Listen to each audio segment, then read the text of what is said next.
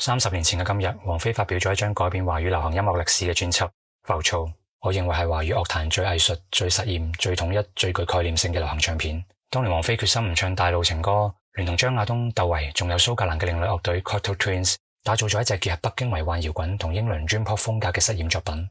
王菲幾乎參與咗全隻碟嘅創作，當中最令人印象深刻嘅係大部分歌曲都採用無字哼唱，主打歌《浮躁》嗰句。當年個個以為佢喺度唱緊垃圾婆垃圾婆，但時至今日，每年只要踏入9月，大家就會播起呢首歌。點解？唔使我多講啦。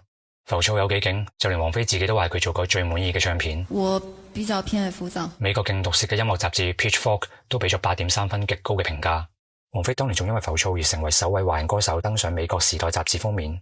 但係呢隻碟當年銷量非常麻麻，大眾普遍接受度好低，甚至認為王菲咿咿哦哦唔知道唱緊乜。不過是但啦，時間係可以證明一切嘅。浮躁每一首歌都通過迷幻嘅吉他、鼓點、合成器塑造獨立但統一連貫嘅編曲，加上層層遞進嘅 reverb 音效，唔講邏輯嘅奇異和音，充滿意識流嘅歌詞同哼唱，令全隻碟都彌漫住超脫世俗嘅夢幻氛圍感。就連唱片封面都俾人早30年就玩咗充滿儒家思想嘅3隻馬騮經典動作。全碟冇一首歌係講情情塔塔嘅老土嘢，全部都係通過抽象似非而是嘅手法，演出一種抽離自我但又自省嘅情緒。王菲用佢最標誌性嘅百變歌聲，唱出最迷幻、最不屑世俗、最回味十足嘅娓娓之音。30年過去啦，浮躁依然係咁哲學、咁另類、咁前衛。